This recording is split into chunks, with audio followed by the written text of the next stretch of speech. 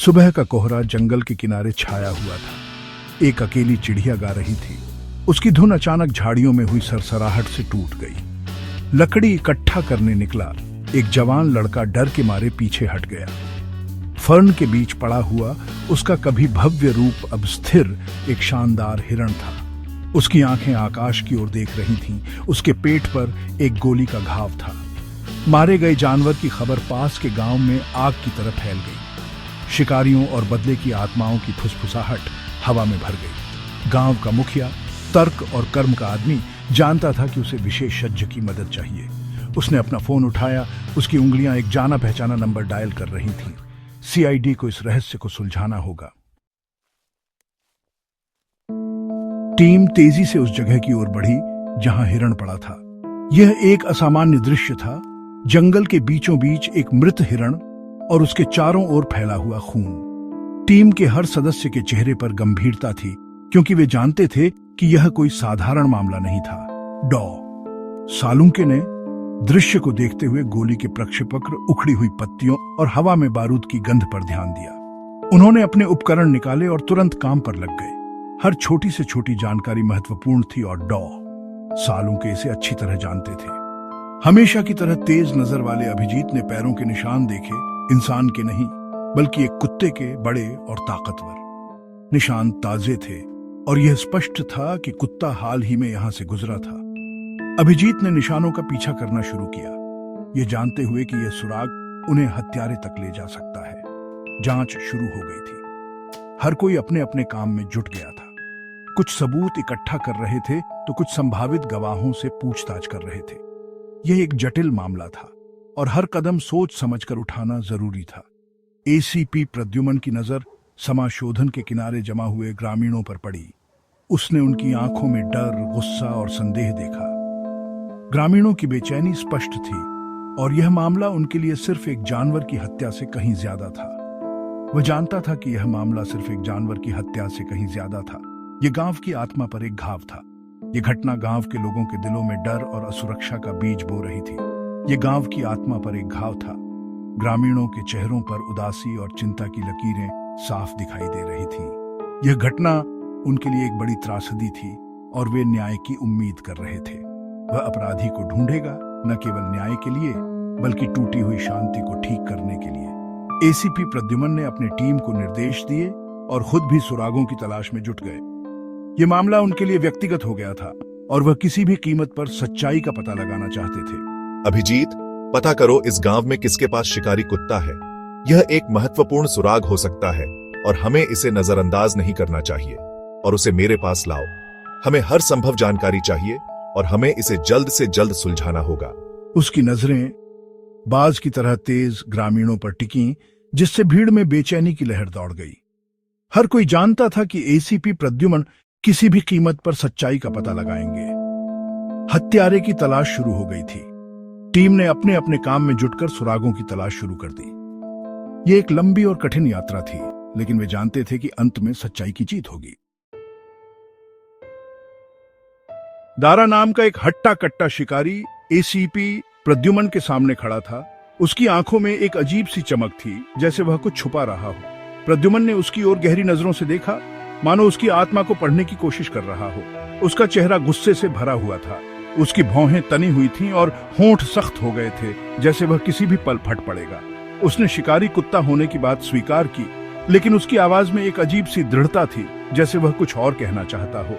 लेकिन हिरण की मौत में किसी भी तरह की संलिप्तता से साफ इनकार किया।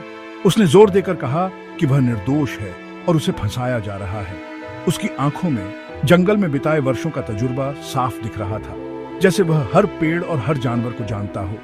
उसकी त्वचा पर धूप और हवा के निशान थे, जो उसके कठिन जीवन की कहानी बयां कर रहे थे। आरोप लगने पर गुस्से की एक झलक दिखाई दी। उसकी आंखों में एक पल के लिए आग सी जल उठी, लेकिन उसने तुरंत खुद को संभाल लिया। साहब, मैं अपने परिवार का पेट पालने के लिए शिकार करता हूँ, लेकिन मैं कभी भी गैरकानूनी काम नहीं करता। मेरे लिए मेरा परिवार सबसे पहले है, लेकिन मैं जंगल और उसके जीवों का सम्मान करता हूँ। मैं जानता हूं कि जंगल हमारे जीवन का हिस्सा है और हमें उसकी रक्षा करनी चाहिए। मैं कभी हिरण को नुकसान नहीं पहुंचाऊंगा, खासकर इस मौसम में। यह पवित्र है। इस समय जंगल में शिकार करना पाप है। ये मौसम हमारे लिए बहुत महत्वपूर्ण है। ये समय है जब हम जंगल की पूजा करते हैं और उसकी रक्षा करते हैं।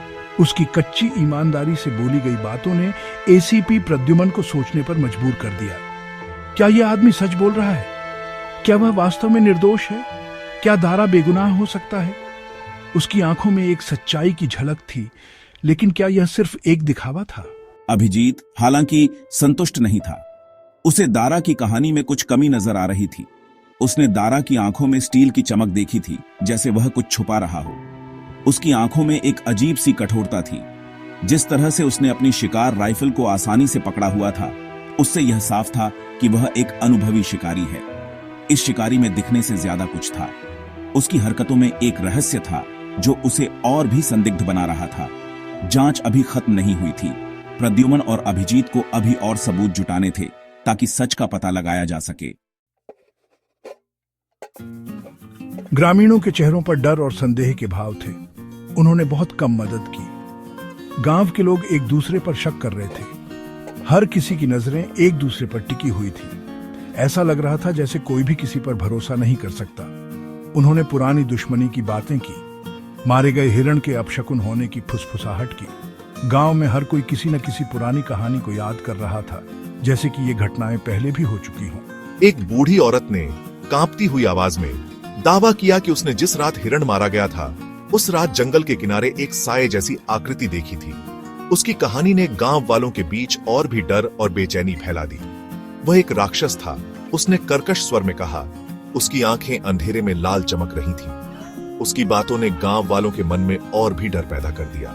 उसकी बातें, जिन्हें कुछ लोगों ने एक बूढ़ी औरत की बकवास कहकर खारिज कर दिया, एसीपी प्रद्युमन के दिल को छू गई। एसीपी प्रद्युमन ने उसकी बातों को गंभीरता से लिया और सोचा कि शायद इसमें कुछ सच्चाई हो सकती है। उसने इतना तो देख लिया था कि हर कहानी में सच्चाई का एक अंश होता है।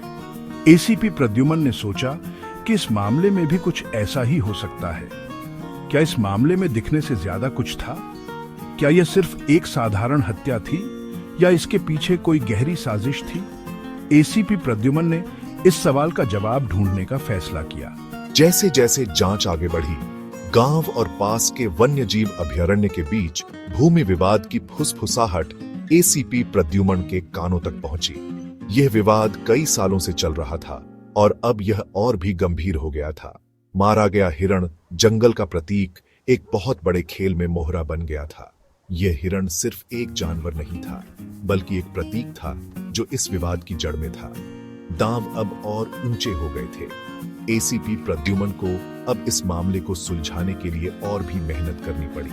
हर कदम पर उसे नई चुनौतियों का सामना करना पड़ा, लेकिन उसने हार नहीं मानी। वन्य जीव अभयारण्य के बीचों बीच उन्होंने उसे पाया। रिया, एक तेज तर्रार युवा पर्यावरण कार्यकर्ता जिसने अपना जीवन जंगल और उसके निवासियों की रक्षा के लिए समर्पित कर दिया था। उसने दारा शिकारी का जिक्र आने पर उपहास किया। वह एक शिकारी है, सीधा और सरल, उसने जहर भरी आवाज में कहा। वह सालों से उस हिरण के पीछे पड़ा था। उसके शानदार सींगों के बारे में शेख ही बघाड़ता था। वह इसके पीछे है, मुझे पता है। उसका विश्वास अटल था। जंगल के लिए उसका जुनून स्पष्ट था। लेकिन एसीपी प्रद्युमन ने सतह से परे देखना सीख लिया था। रिया का समर्पण सराहनीय था, लेकिन क्या इससे वह अन्य संभावनाओं से अनजान हो गई थी? क्या वह अपने उद्देश्य पर इतनी केंद्रित थी कि उसने अन्य संभावित खतरों को नजरअंदाज कर दिया था? पहेली के टुकड़े बिखरे हुए थे। सच्चाई अभी भी रहस्य में डूबी हुई थी।